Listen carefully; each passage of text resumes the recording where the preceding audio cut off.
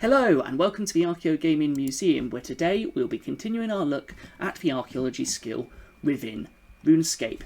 This is part 4 in our series. If you've missed any of the previous episodes, you can find links to those in the description below.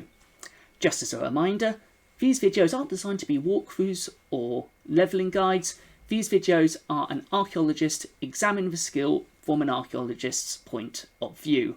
We are looking at how RuneScape portrays archaeology as a profession, how it uses archaeology as a gathering skill within game, and looking at how RuneScape uses archaeology as a mechanic to tell stories and to explore the lore of RuneScape.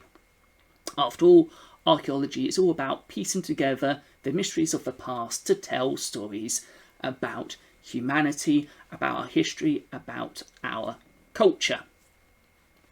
So far in this series, we've completed the introductory archaeology tutorial and we've unlocked the first two dig sites, Kharid-et and Infernal Source.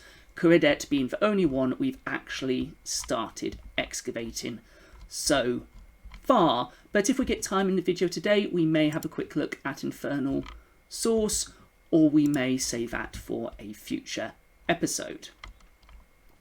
So far at the Kharid-et dig site, we have introduced ourselves to the site director, and we've helped clear away some of the surface levels, the surface deposits from the outside, and uncovered one of the entrances to the Zoroastrian fortress that is buried beneath the desert sands. We also did a bit of an explore of the site itself and analysed it from an archaeological point of view. There's certainly a lot they could learn about how to set out an excavation, and disappointing lack of health and safety considerations when we looked at that in our first video. So, in our previous videos, we have cleared the entrance and we've gained entrance to the inner fortress. The inner fortress is split into further areas, and we're currently working at trying to unlock the Prism Door within the fortress, and that's where we left it in our last video.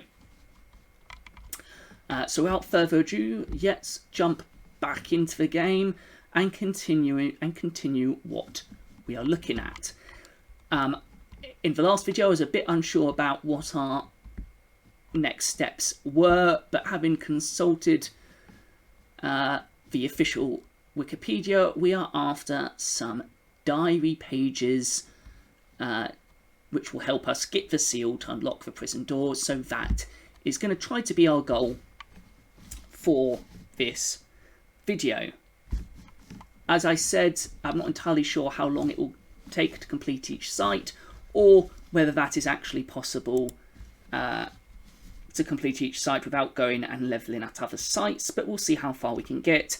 And some of this exploration may be done not on video, but with updates through my other social media channels on Instagram, Twitter and Facebook. So let's just make sure the music is actually playing.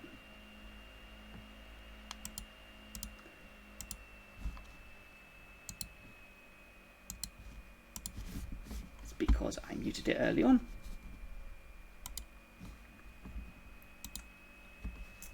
So currently we are here. There we go, the nice atmospheric music. Again, something that I really like about RuneScape is its music, which is actually all royalty free. So you can use the RuneScape music for other projects and for things like roleplay games, like your D&D campaigns, and with a wide selection of music, those will be really good for that. So here we are inside the ruined fortress at Kharid-et, and so far we've been excavating this level at the top here, trying to find his diary pages. So we're going to continue and make sure that we follow this time spike here, as this gives us better XP, I think, and also better chance of uncovering what we are looking for. So as I said previously, the thing which has really impressed me about the archaeology skills so far is that in the tutorial, one of the things that they say, what they highlight why you should become an archaeologist, why you should level the skill, is about finding out the stories of the past and piecing them together. They of course also mention power, money, fame, and all those other things that people often associate with why people become archaeologists, rather than the actual reason why most people do, which is to get down in the dirt and get nice and dirty whilst digging, and also to uncover those stories and to tell those stories. Certainly one of the main reasons why I wanted to get into archaeology, as well as get into basically playing the dirt for a living.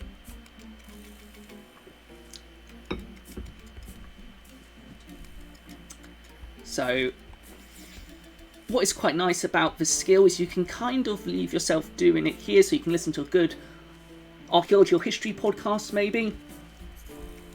I would personally recommend the Old Bones podcast. I very much enjoy listening to that. Hashtag not sponsored. But you know, it's a good time to do that kind of thing. I've actually found, you know, the use for these batteries as we dig. We can actually use these batteries with the pylons over there to help increase drop chances and give us bonus experience. And the powered pylons actually shared across worlds as well, so which makes it a bit nice if you're on a quiet world or you haven't found any. You can still potentially get the buff or bonus to help you in game. I've uncovered 8 batteries so far. When I've got 10, which is how much you need, I'll go and power up the pylon myself, just so we get a bit more information. As I said, what we're looking for at the moment in this particular area is to try and find these diary pages, which Liam here by the door has tasked us with finding.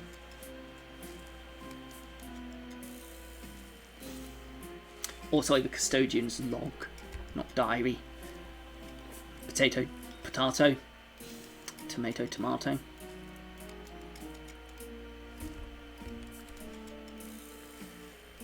So this might indeed take some time as we do this. So as I said, you know, this is a good time to listen to podcasts, or, you know, sit back and enjoy a nice cup of coffee. Read a book. It's not a skill where you have to be directly involved continuously. But obviously you do want to watch out for your inventory filling up.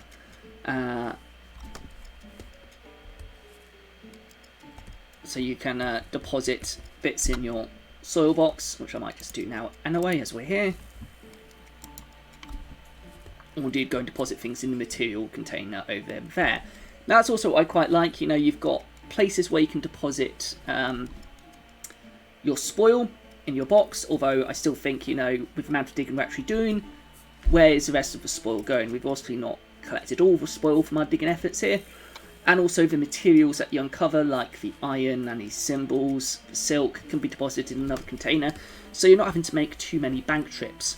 For soil that you uncover during your excavations can then be taken to a screening or flotation tank back at the guild, and can be sorted through for other things that you may have missed, mainly other materials you can use for restoring artifacts. As I said previously, the skill sort of mixes the sort of jobs of a field archaeologist, post-excavation archaeologist, and a conservator and restorer. So you do get a bit of mixture of all of those different jobs, which I guess makes a certain amount of sense from a game mechanics point of view.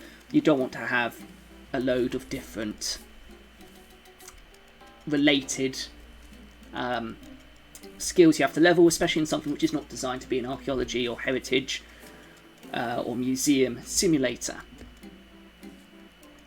Now, this isn't the only video series I do looking at Archaeology RuneScape. I've also started a series looking at some of the quests related to archaeology within RuneScape, including the most recent quest which was released for old school RuneScape below Ice Mountain. But there are many other quests in RuneScape that involve archaeology or reference archaeology, both in a serious and slightly humorous way. So we'll also look at those. We'll also look at some of the ruins in and around RuneScape and Museum.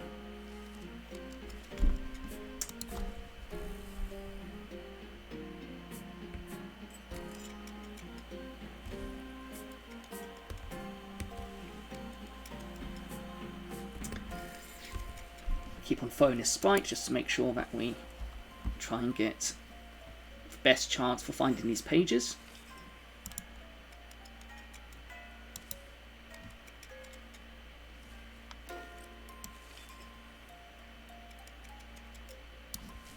There we go. Oh, it's on the move again. I have to say I'm disappointed by most of the archaeologists in here, in fact, that are not wearing hats. You know, that is part of the archaeology uniform, is having a good hat, just like the one I'm indeed wearing today. It's mainly to protect me from the brightness of my shirt.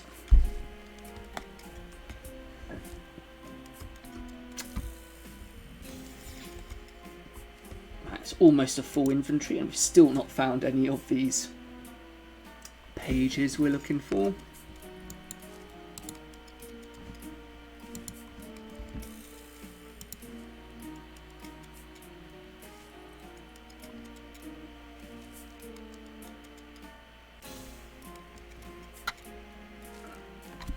We might try and try some of the other excavation spots over here. Some of the excavation spots that we found out in the last video have quite high level requirements, which makes me think that we'll have to at some point go investigate the Infernal Source dig site and some of the other dig sites in order to level up the skill. Which again I think is, you know, in a way it's good because it means in terms you get a certain amount of variety within the skill. You're not just at one place digging all the time and grinding at one place.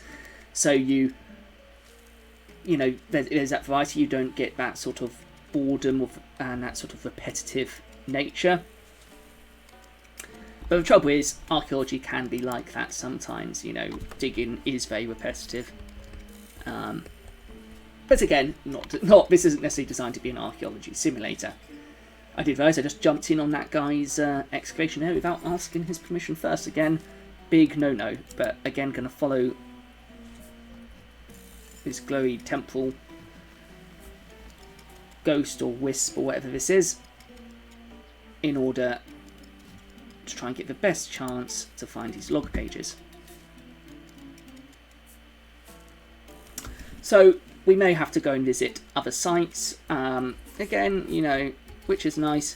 But again, archaeologists, or most archaeologists, just don't jump from site to site when something better or more interesting comes up, because most archaeologists are not in the position to do that.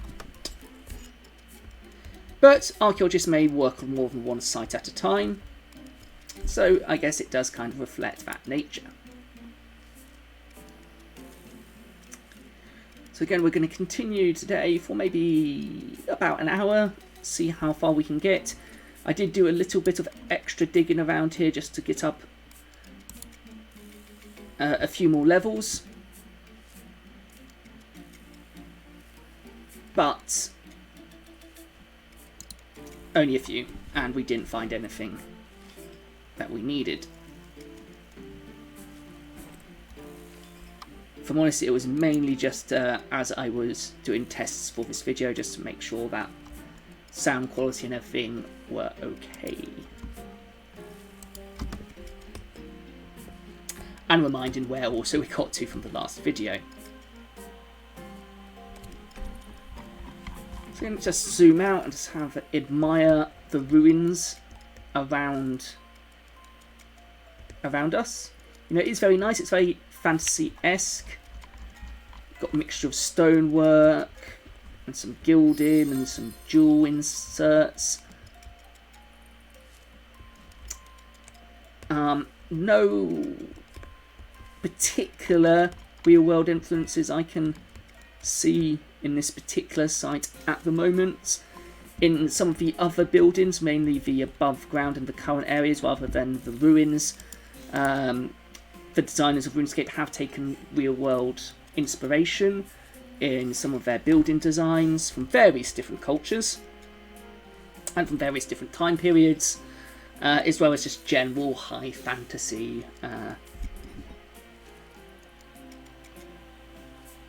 influences as well. So again, no more log pages up here. We have just unlocked administrating debris or stratum, which I think were just down here. So rather than digging in steel deposits or stone deposits, maybe in some of these ancient gravels, in the stratum deposits, we might find out, or we might be able to find a bit more. It's where, you know, you might expect.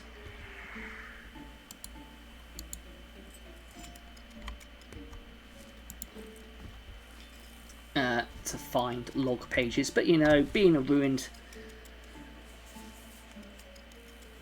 fortress might be anywhere.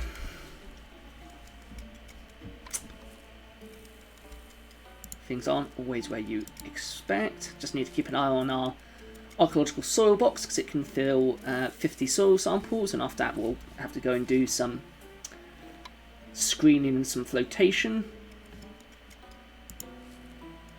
Oh, we have found a gold rune. What's that used for?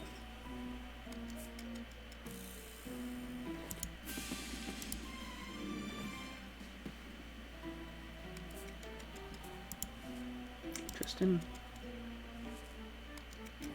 And we found a few more extra pieces. Good. Again, another gold rune.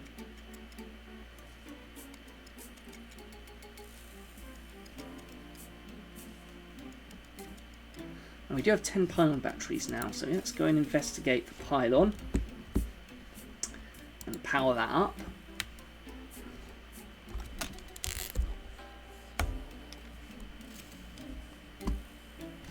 So, we've contributed all our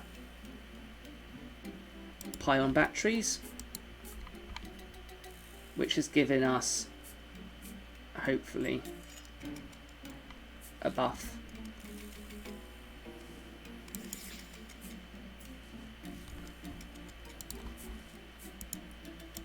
And hopefully means we can uncover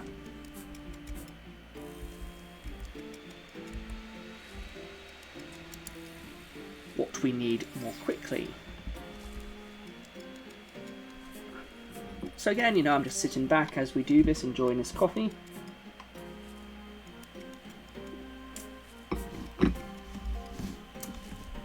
Obviously not listening to a podcast. Or, you know, as you do it, you could listen to me talk about archaeology and skilling as you dig. There we go, that's definitely do that. So we did go up another level. We didn't unlock anything, I don't think. No.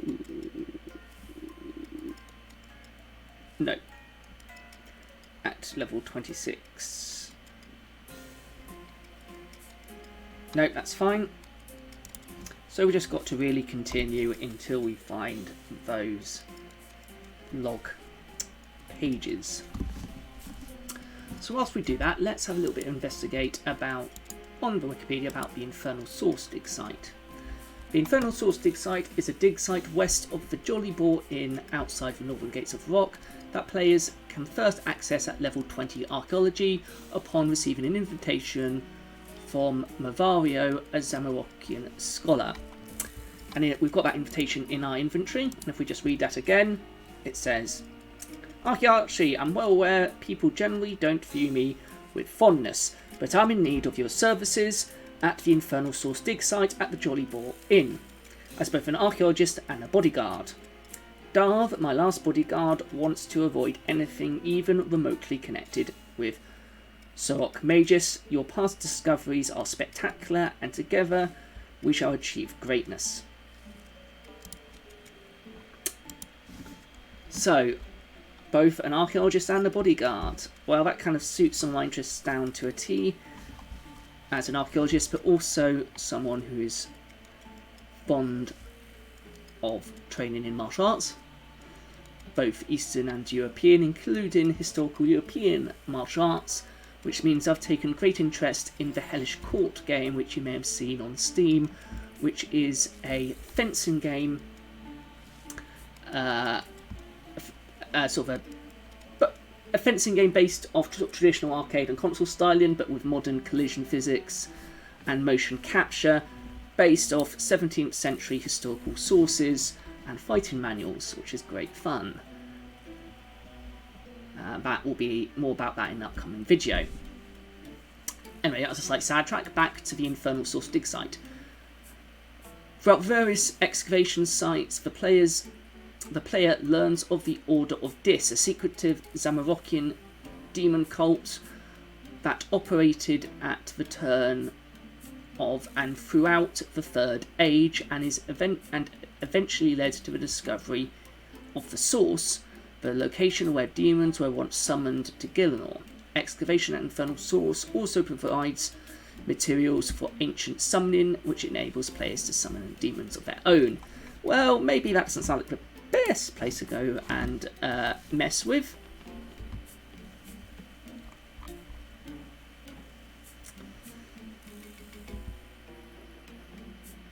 So let's have a look. So it appears that the Infernal Source dig site is broken down into 3 main areas: the Star Lodge Cellar, the Dungeon of Disorder, and the Source. The players may speak with Movario for an introductory cutscene of Guildmaster Tony's observations. The surface also provides access to a bank chest and material storage container, as well as the Archaeologist's workbench. Upon descent, the Infernal Source dig site consists of the 3 areas that we just mentioned. So the Star Lodge Cellar. The Star Lodge was a former inn from the ancient Zamorakian demon cult, the Order of Dis, at the turn of and during the Third Age. The ruins of its cellar are first accessible to the player with 20 Archaeology, and is the first of several excavation sites that ultimately lead to the source. Very interesting. The Star Lodge's cellar contains 2 cadmium red material caches and 2 excavation hotspots, requiring 20 Archaeology and 24 Archaeology respectively. These sites yield various materials and damaged artifacts used in the Archaeology skill, including opulent wine goblets, hookah pipes. Again, pipes you find a lot on dig sites, especially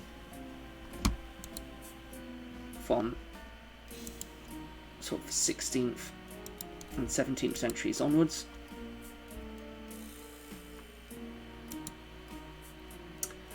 Paintings and crests of Dagon. Ooh, is that a slight is that a sneaky reference again to Cthulhu?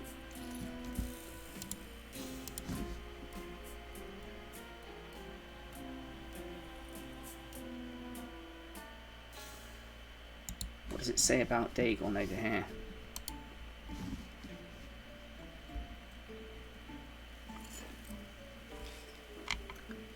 Crest of Dagon is a Third Age Zamorakian artifact restored with Archaeology, level 24 at the Archaeologist's workbench, and discovered at the Star Lodge Cellar excavation site at the Infernal Source dig site. They can be excavated from the Lodge Art Storage excavation hotspots. However, a restored Crest of Dagon and a damaged Crest of Dagon may also be found by looting chests at the Star Lodge Cellar. Eyes in their Stars mystery, 3 restored Crests of Dagon must be placed in the recesses above the fireplace in order to unlock the secret passageway to the Dungeon of Disorder.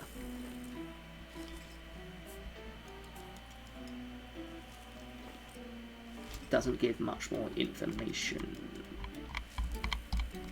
on really what that pertains to. Okay, that was an interesting side note. So the next area within the Infernal dig site that you can unlock is the Dungeon of Disorder. The Dungeon of Disorder, also known as the Dis Dungeon, was the base of operations for the Order of Dis. The dungeon's runes lie under the Star Lodge cellar and are accessible to the player with level 24 Archaeology after the completion of the mystery Eyes in Their Stars. The Dungeon of Disorder ultimately leads to the source. The Dungeon of Disorder features 4 primary areas for investigation: the Sacrificial Altar, the Dungeon, the Cultist Footlocker, and the Ritual Circle. Now this really does sound like an area that I really don't want to be messing in. This sounds awfully suspect. So the Sacrificial Altar, the first area features a Sacrificial Altar where the uncooperative kidnapped victims were sacrificed. The altar offers a hand of glory and 3 Sacrificial Altar hotspots that may be excavated with 36 Archaeology to obtain various materials and artifacts, including ritual daggers, of course, because, you know, they always have to be ritual daggers, Order of Disrobes. Disrobes just sound like robes which kind of fall off all the time, which don't sound particularly useful, if I'm honest. The altar has material carts to store excavated materials. The player may also gain access to the special research, the Dark Underbelly, by studying the Sacrificial Altar. So there's also the Dungeon and Torture Chamber. The Dungeon or Torture Chamber, where kidnapped victims were kept, features 3 dungeon debris hotspots, which may be excavated with 45 Archaeology to obtain additional materials and artifacts, such as branding irons and manacles. It really does not sound like a very pleasant place. And the Cultist Footlocker. The cultists living in the quarters contain 6 cultists. The cultist living quarters contain 6 cultist footlocker hotspots, which may be excavated with level 29 Archaeology to obtain artifacts that include imp masks, lesser demon masks, and greater demon masks. In addition to the hotspots, the living quarters also contain the Eye of the Dragon material caches, and the tunnel just outside features material cart storage for excavation materials. And then finally, the Ritual Circle, which is the final area within the Dis Dungeon. The Ritual Circle is the last area and is found at the end of the tunnels in the Dungeon of Disorder, marking where the Order of Dis once met to open portals to the source. The Ritual Circle does not feature any excavation hotspots, but 2 Hellfire metal material caches. The Ritual Circle is also the central focus of the mystery Embrace for Chaos, where the player restores the Ritual Circle and reopens the portal to the source. This really does not sound like a good idea. The player may also solve the mystery by first collecting the 4 cultist diary pages, which reveals the incantation required to open the portal. Oh, and whilst we were reading all that, we have found one of the custodian pages for our current dig site. And we have filled up our soil box, so that means we'll have to take a trip back to the Archaeology Guild to use the flotation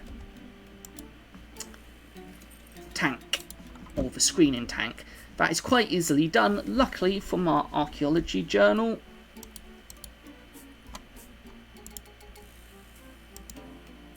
So, which we can do that. There we go. So we are making progress slowly but surely, which allows us to, during that time, as I said, we can find out more information about the future dig sites that we may go and visit.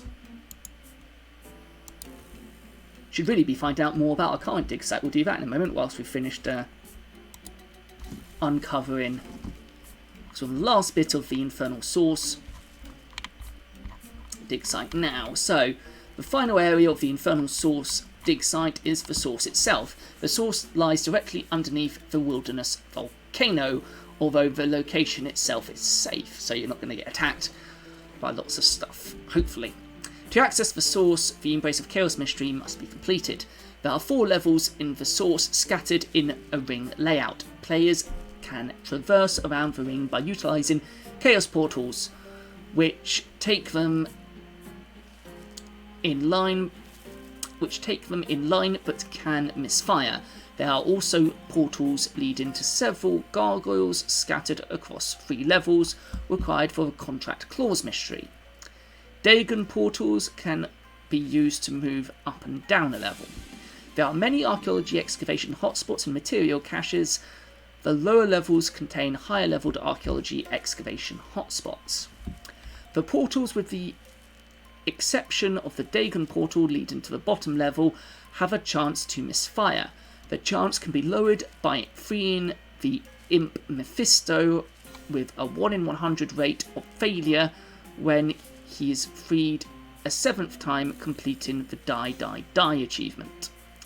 Misfire portals will take the player to another portal at the same level, although not in the correct order. Mephisto is found while wandering around the rings and also back into the previous portal chamber. Red Dagon portals on the inner edge of the rings transport down the level and on to the outer edge, and on the outer edge transport up. So that leads us to look at the vestibule of futility, which we'll look at in just a moment because we've just finished our screening. So we can now go and deposit what we found during that into the material storage container, which we actually left oh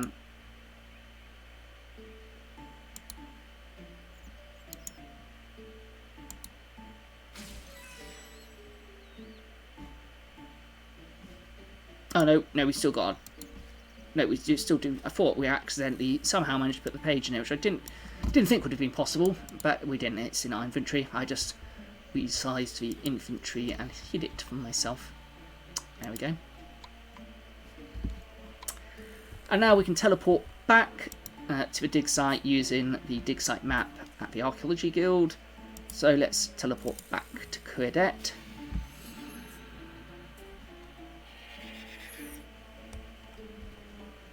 So here now at the outside, this is the area where we excavated some of the debris from the outside of the dig site and cleared the debris away from the inner fortress whilst restoring a seal to gain entry.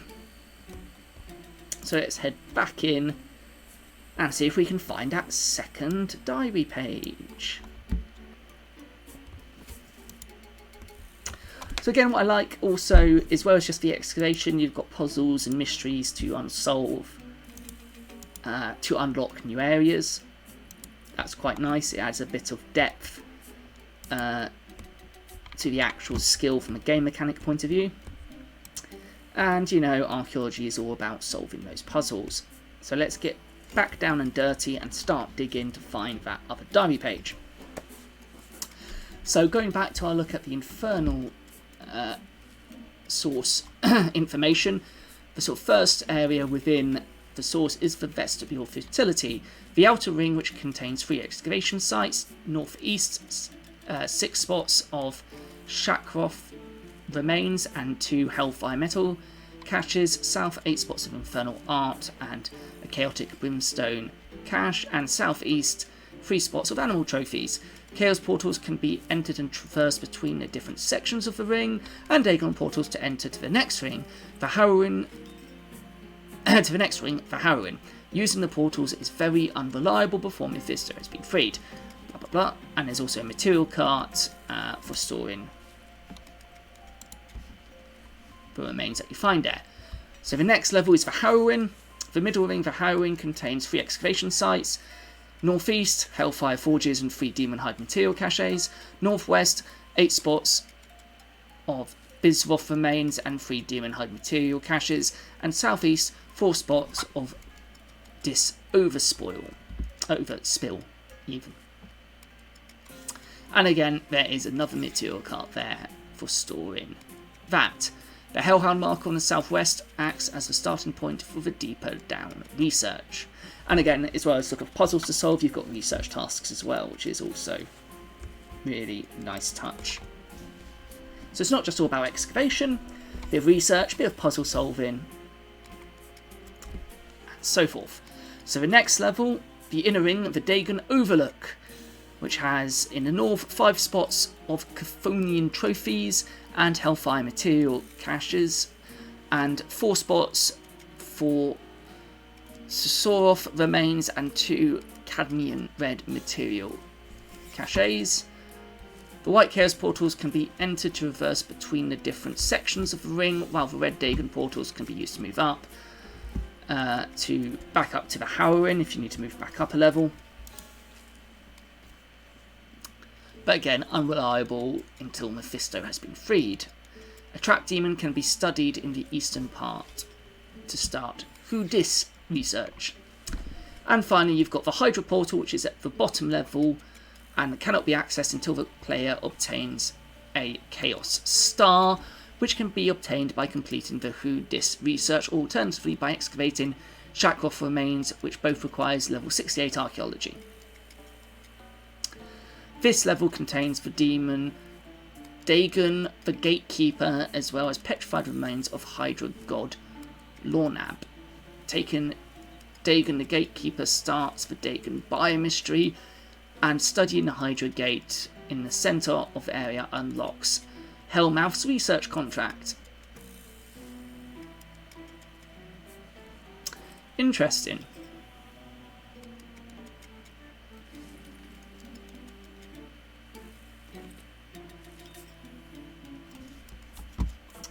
So that sounds like a very interesting place to research as we dig down, although again, I'm not liking the sound of that place. That sounds like, with all the demons and chaos stuff going on there, sounds like that could be quite a dangerous place. So let's actually find out more a bit about the Kharid-et. Again, trying to find out really as we go along, rather than find out too much from the wiki, but again, it's useful to know little bits about what we can do or what will be there. So currently we're trying to unlock the Prism Door, which is located near Liam at the entrance of the inner part of the fortress. Liam may be spoken to about the door, and players will find pages from the Custodian's log, which we're trying to find at the moment. We found page 1 so far. When the first and second pages have been found, speak to Liam and he will give the player the missing dial to be placed on the right side vertical set of buttons, allowing the door to function properly. All 4 pages are required for the completion of the prison break mystery. A small puzzle must be solved in order to open the door using the 4 horizontal ancient magics buttons on the left hand side. The solution to open the door, and it gives it there, which I'm not going to read out loud. Once opened, the prison block area becomes accessible, leading to a level 47 area excavation hotspots. In front of the prison door is one of 2 material deposits, along with 3 Castra debris deposits. So again, we've got another full infantry. So we'll fill that with soil and go and deposit materials. And also, as you excavate, you can find artifacts that you can later restore and trade with other archaeologists for the archaeology currency known as chrono notes, which can be used to help you become a better archaeologist. So although there is a monetary value placed on some of these objects or artifacts that you uncover, for the most part you're trading it for things that help you become a better archaeologist. So at least the monetary value is aiding in that respect. There are other areas within the inner fortress though. We are currently working on the prison door. There's also the barracks. The barracks is the first building that the players will see when they enter the interior. There are 3 legendary remains in the barracks, along with 1 imperial steel material cache and 2 Sorosian insignia material caches right outside the barracks.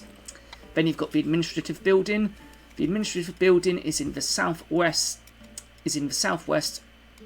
and where high-ranking Zamoranian officials lived.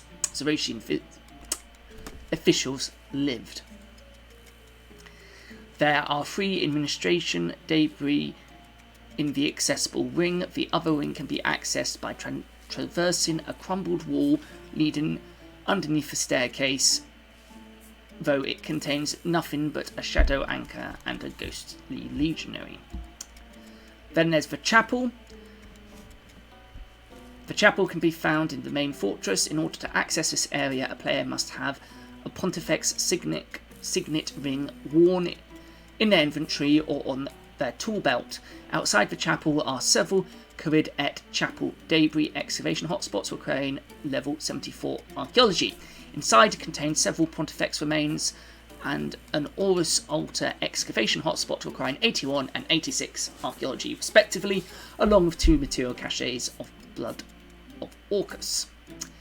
To the east of the northern Ghost Legionary is an inactive blood dial which can be activated by casting the Exsanguinate spell scroll.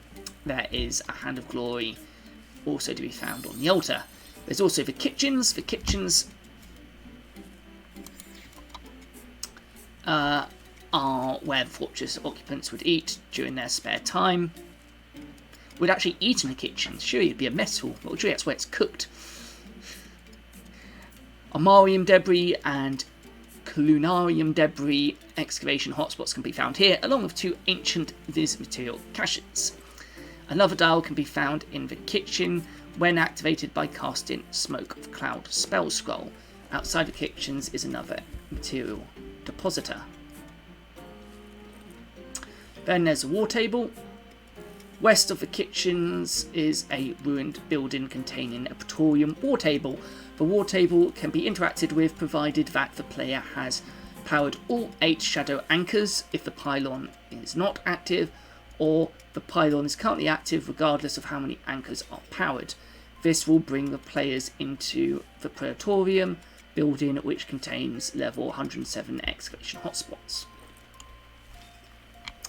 There's also then the actual prison block itself, which is accessed through the Prism Door in the main fortress area. Once this area is unlocked and visited for the first time when the player enters Kharid-et, they will be asked if they would like to visit the main fortress or prison block. The prison area entrance consists of 3 Presidio remains, including an inactive dial, locked doors, and a barrier.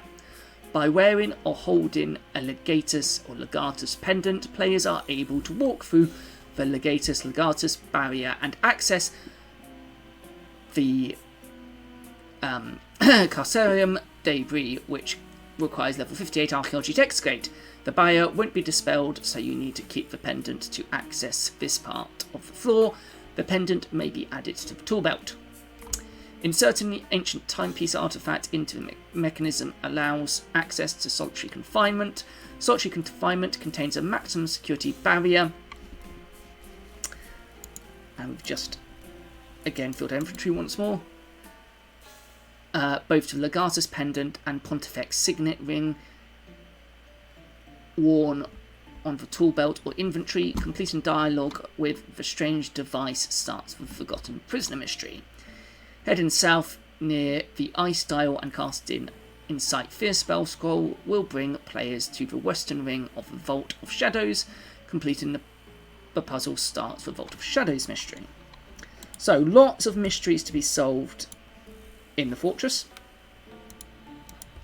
And we are still trying to find that second log page. Then also within the fortress you've got a vault. The most secure area of Kharid-et is the vault, which can be accessed by entering the door in the eastern prison block after solving the time served mystery. In the northwestern vault there is a strange device behind maximum security barrier requiring Legatus pendant and Pontifex ring to pass that can be interacted with to start the Forgotten Prisoner mystery. In the southern eastern part of the vault is the Vault of Shadows, which is investigated in the Vault of Shadows mystery. So then all these sort of named artifacts we're reading out, things like the Pontifex ring, and those sorts of things are things that can be found whilst excavating and restored, or found as part of the excavation and your exploration of the ruins. And then we briefly described what the Praetorium is, but the Praetorium is accessed through the Praetorium War Table in the main fortress, and again it can be interactive by lighting all 8 by activating or powering all shadow anchors, or if the pylon is active, players can obtain Inquisitor staff pieces in this area even when the pylon is not active, with a 10% drop rate. Increases when the pylon is active. The Praetorium also contains the final dial for Revolt of Shadows mystery, which can be activated by casting the Animate Dead spell scroll. So those are the areas within the Kharid-et that we're currently digging. We're currently working just on that first bit though, on the prison dial.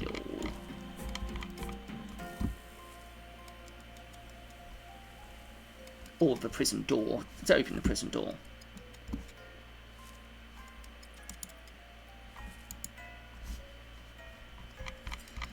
And again, sort of artifacts that you can sort of uncover in these areas are Venenator Dagger, Venenator Light Crossbow that we uncovered and restored in the last video, Legionary Gladiators, Legionary Square Shield, Primus Elementus Standard, Zarosian Training Dummies, Zaros Effigies. So Zaros is a god or lesser god within the RuneScape lore. Legatus Maximus figurine, Solemn in Umbra painting, Legatus pendant, Ancient Timepiece, Pontifex signet ring, Incite Fear spell scroll, Ceremonial mace, Pontifex Maximus figurine, Consensus and Idem painting, Pontifex censer, Pontifex crozier, Pontifex meter, necromantic focus, Ensanguinate spell scroll, so again the spell scrolls we mentioned which are required for the various mysteries. Zarosian Ewer, Zarosian Stein. Good to find them, it'll be nice to have a beer. Smoke Cloud spell scroll, Vigorum vial, Ancient magic tablet, Portable phylactery, Animate dead spell scroll, Praetorian hood, Praetorian robes, Praetorian staff, battle plans, ancient globe, and primer legio painting. So actually a nice mixture of artifacts, both what might be, I guess, considered everyday objects, a mixture of sort of paintings and ritual objects, of armour, weapons, and so forth, and an awful lot of spell scrolls. I would recommend, don't read any random ancient text you may find on excavation. You never know what might happen. Most likely is you'll, breathe new germs and introduce new germs to them and make them degrade, which will make both archaeologists, the site director, curators, conservators not very happy. So hopefully that is a good overview of the first 2 dig sites that you can uncover and excavate with only a little bit of archaeology training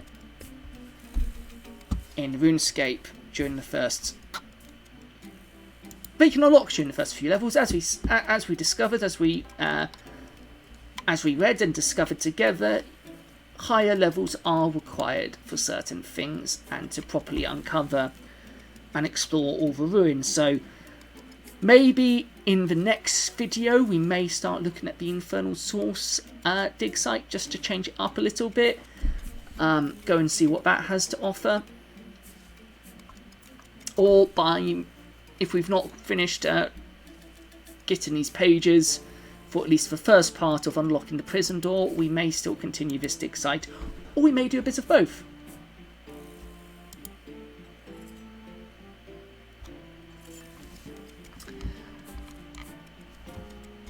So again, the actual skill and the sites have a heavy lore focus and have little, I say little to do with actual archaeology. That might be slightly misleading, because again, it's all about finding out those stories and piecing together those mysteries, solving those puzzles, which are very important. But archaeology is very much the tool that is being used to explore the mechanic that is being used to do that, which again is good if you don't like doing quests and you're more skill orientated, or you like a bit more, you like a different kind of puzzle, a different kind of challenge. Then the archaeology skill provides another way of accessing content that might not be possible if you were just more purely interested in skilling. Obviously in RuneScape some quests are required for quite a lot of the skills in order to progress, well, not to progress with some of the skills, but to unlock some of the skills. And again has potential benefits with uncovering relics and activating relics for those who are interested in combat as well. So archaeology really sort of brings out a lot of aspects to the game, and has bits for everyone really, which is quite nice.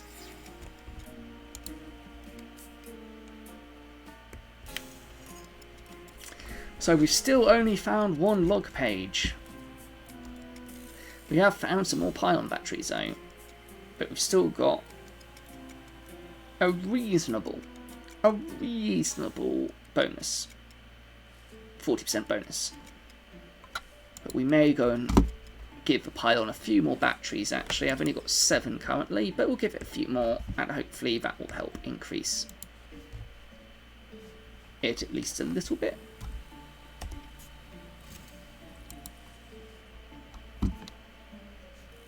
Pushed up to 72%, so not quite.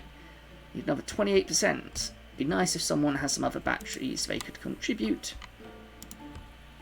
You know, working together as archaeologists to increase our chances, increase our ability to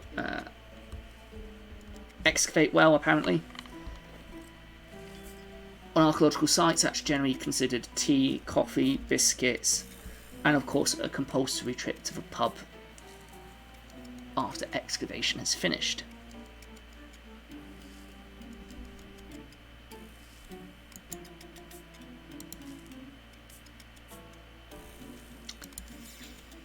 Still not another log page.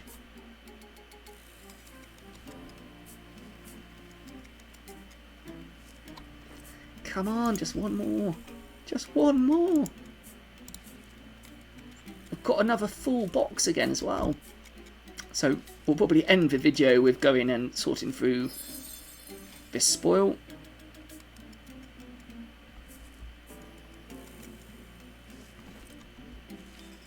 Come on, can we get the second custodian page? Come on, come on.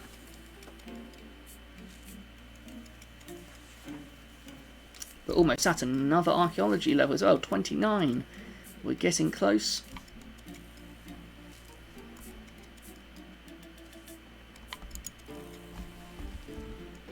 Again, another archaeologist which is not wearing a hat. As I said, most disappointing.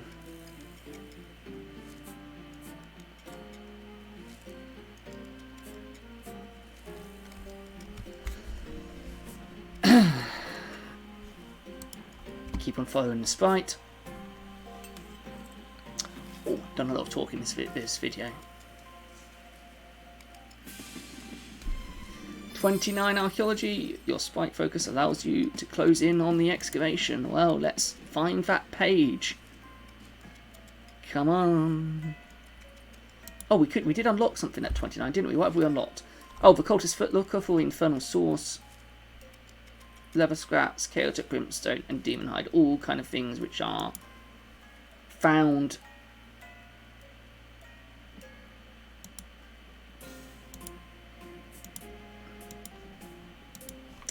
elsewhere. That's our full inventory.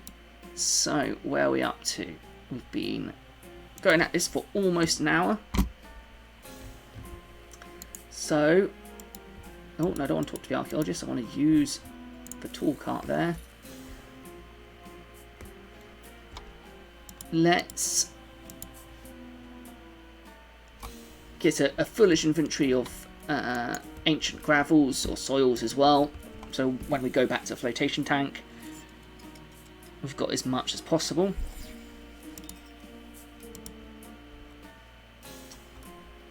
But it'd be really nice to find this page. If we don't find it in this video, rather than you know, spending more time excavating this same area and not really progressing with the site, I may see if I can just find it for the next video, post proof that I did on social media, just so we can move on with the video and find out and do some more interesting things rather than just digging in the same site or in the same areas. And hopefully make it a bit more interesting, doing something a bit different, doing something new. And again, having a go at solving some of these mysteries, solving some of these puzzles, without looking up necessarily the answers on the official RuneScape wiki. Again, I'll put a link to that in the description as well.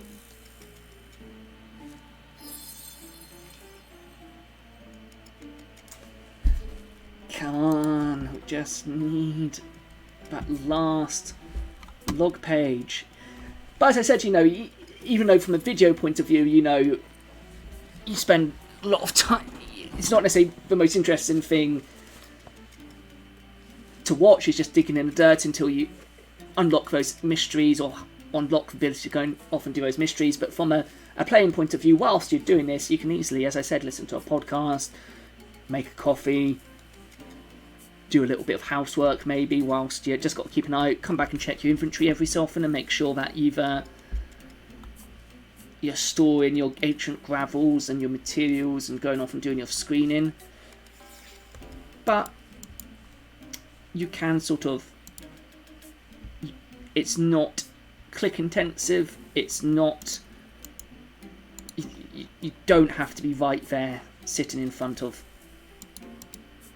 the computer or having that window open all the time. I mean, you can be at work and do this. Not that I'd recommend that, that's not a recommendation, but don't get me in trouble with your employers. But it is certainly something you could do. Certainly easier now that a lot of us work from home. Got another pylon battery, but still not that diary page, or log page. I keep on calling it diary.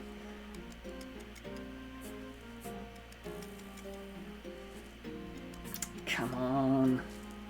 I think we may run out of luck today.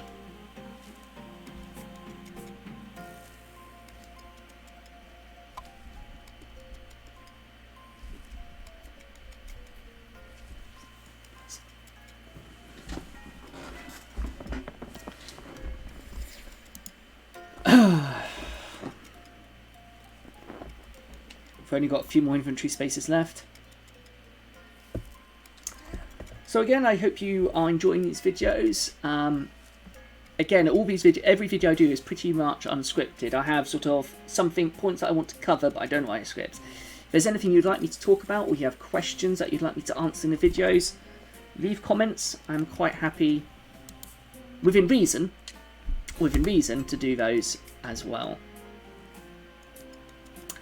Coming up on the channel on Saturday, I will be streaming again with Kharid-et and some friends, where we'll be playing RuneScape, a bit more of a relaxed time. It's a time where we can get together. Ooh, I have found an artifact, a Solemn in Umbra painting damaged.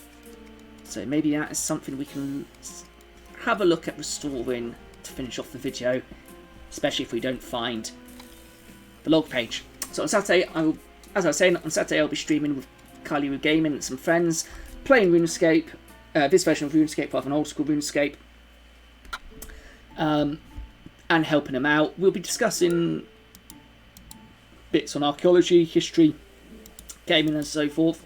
It's a bit more of a relaxed and not so focused video, and you know, it's more of a relax and sort of thing that we do for fun. Not that this is also fun, obviously. So that will be on Saturday. Again, I may do a little bit whilst trying to help them out. May come back here as I do that to see if we can find the next page. make some time on the stream to do that and bring a bit more archaeology back into the streams. That's a possibility. And at some point I want to walk them through and get them to do the archaeology tutorial, so we can talk about that and get how they view the tutorial on the archaeology skill. None of the rest of them are archaeologists, but they are history enthusiasts or gaming enthusiasts. So again, it would be good to get their input on that. There'll be more retro stuff, retro history stuff coming out on my Instagram towards the end of the week, sometime between tomorrow and Sunday, so keep an eye out for that as well. And again, probably Wednesday or Tuesday or Wednesday next week, I will be doing another old school RuneScape video looking at a quest related to archaeology in that, so keep an eye out for that as well. And again, next Thursday we'll be back at the archaeology skill again, and hopefully be able to move on, solve some of these puzzles, or maybe take a look at the Infernal Source dig site. It's unfortunate that we were unable to find the other custodian page that we needed, custodian log page, but we did gain quite a few archaeology levels, 5 archaeology levels, and we were able to find out a bit more about the Kharid-et and Infernal Source dig sites, so that was good. So we're just going to finish up this screening and see if we can restore this painting potentially. There's someone with a archaeology skill cape there, very nice.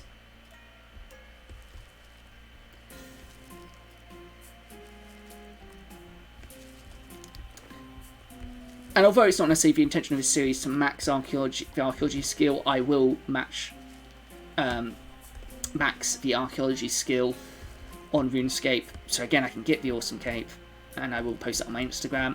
I mean, if we're still doing the series and there's still more to find out with new updates and other things, then again, we may still be doing this series, and we'll be able to have that on stream, which will be nice. So let's inspect this. What do we need? So we need an archaeologist workbench, a level 55, and we've got the materials to restore that actually. So let's go to the archaeology workbench and let's restore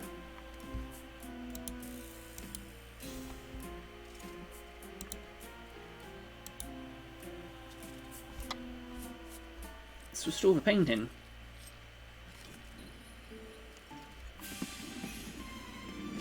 And that's pushed us to level 30 archaeology. So we can now use a Mythal-matic. Again, it's a bit weird that they didn't include trowels.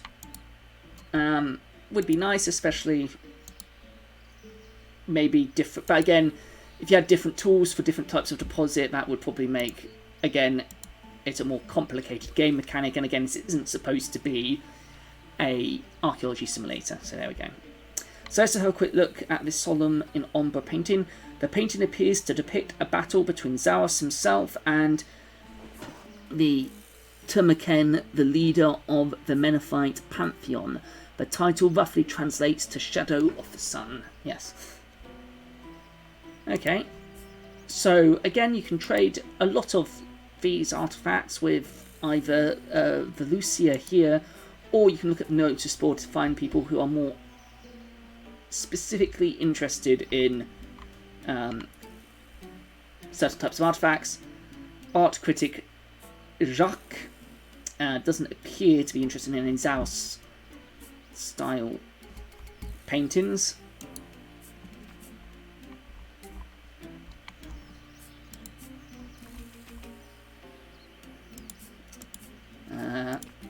But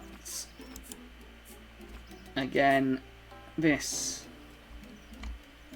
well, he's not that particularly interested either.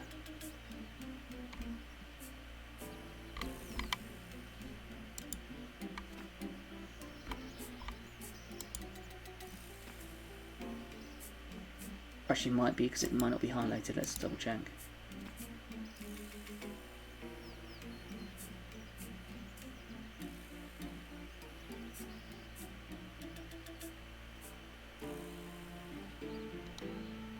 Oh no, so we could, for example, Soren the Emissary's house, we could go find him in Vok and give him this painting and get our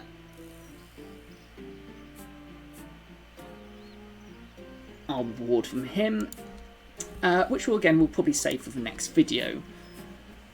So, yep, thank you again for joining the video today. If you've not seen the other episodes in the series, do check them out. The links will be in the description.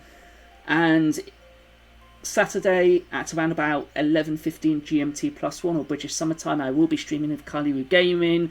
We'll be playing a bit of RuneScape, helping. We're all new too. We're all noobs, but we'll be helping some other new players getting started, doing some quests, maybe introduce them to the Archaeology Guild at some point soon. And again, I will probably try and do a little bit of archaeology, maybe sneakily, and see if we can find that other Custodian's log page. So next Thursday we can get down, we can start exploring the Kharid-et ruins more, solve some mysteries, piece together the history, all that good stuff. So thank you again very much for tuning in, and until next time, take care.